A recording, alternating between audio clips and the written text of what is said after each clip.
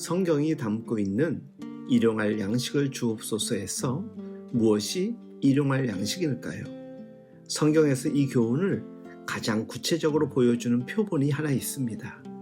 이스라엘 백성들이 40년간 광야를 방황하면서 풀 한 포기, 물 한 모금 찾을 수 없는 그 땅을 지나오는 동안 어떻게 살 수 있었습니까? 그때 그들은 날마다 하늘에서 하나님이 내려주시는 만나를 먹고 살았습니다. 이 만나가 주는 교훈은 참 놀라운 의미가 담겨 있습니다. 이것은 그들이 농사를 지은 것도 아니고 장사를 해서 번 것도 아닙니다. 이것은 그들의 수고와 아무런 관계가 없는 하나님의 사랑이고 보살핌이고 선물이었던 것입니다. 즉 우리가 먹고 사는 문제가 우리의 수고와 노력의 대가가 아니라는 것입니다. 우선 이것을 철저히 깨달아야 했습니다.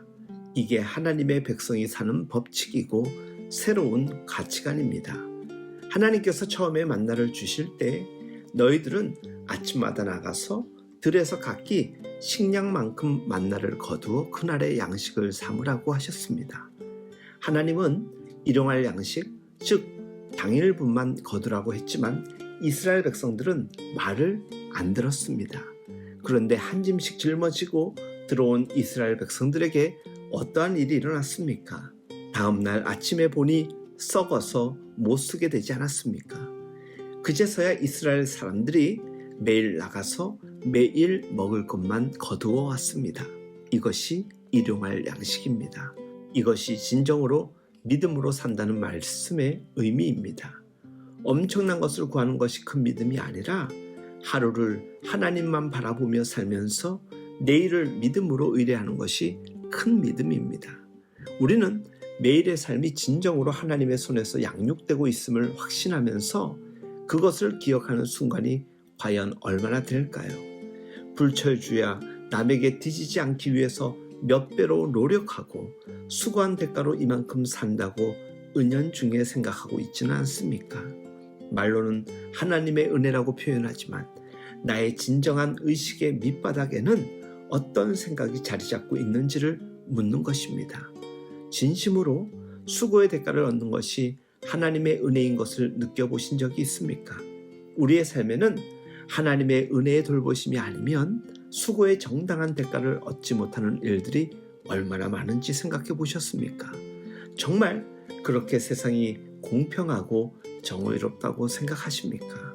그러므로 성실하게 열심히 자기 삶을 사는 사람도 진정으로 겸손히 이 기도를 하나님께 드릴 수 있어야 합니다. 하나님이 한번 불면 순간에 날아가 버릴 수 있는 것들을 가지고 자기 노력의 결과인 양 자만해서는 안 되는 것입니다. 주님은 우리에게 이 기도를 통해서 믿음과 겸손과 헌신을 가르치기를 원하셨던 것입니다. 사실 우리에게는 필요한 것이 너무나도 많습니다. 생각하면 할수록 내게 필요한 것 같은 목록이 자꾸만 늘어나지 않습니까? 우리는 자기 스스로 자기의 미래에 대한 생각을 하면 불안해집니다. 그래서 더 많은 것이 있을수록 좋다고 여깁니다. 그런데 우리의 문제는 늘 많은 것이 우리 손에 있을수록 주님의 손을 놓치기가 쉽다는 것입니다. 나는 안 그럴 자신이 있으니까 많이 주셨으면 좋겠다. 그렇게 생각하는 사람은 자신을 너무나도 모르는 사람입니다. 그는 아주 교만한 사람이지요. 우리에게는 믿음이 필요합니다. 내일을 스스로 염려하지 않는 믿음이 필요하지요. 그러므로 일용할 양식을 구하는 것은 믿음의 기도입니다. 욕심대로 엄청난 큰 것을 구하고 그것을 들어주실 줄 믿는 것이 큰 믿음이 아니라 일용할 양식을 구하며 내일을 염려하지 않는 것이 진정한 믿음입니다. 그는 자기의 미래가 아버지의 가장 선하신 뜻 가운데 계획되어 있음을 믿기 때문이지요. 아버지의 뜻이 이미 하늘에서 이루어졌음을 믿는 것입니다. 그 뜻은 자기의 뜻과는 너무나 다를 수도 있습니다. 그러나 자기가 그 뜻 안에 있음을 믿는 것이지요. 주님이 뜻하신 일 헤아리기 어렵더라도 언제나 주 뜻 안에 내가 있음을 믿는 것입니다. 이런 은혜를 하나님께서 이 기도를 드릴 때마다 우리의 가슴 속에 흠뻑 담아주시기를 바랍니다.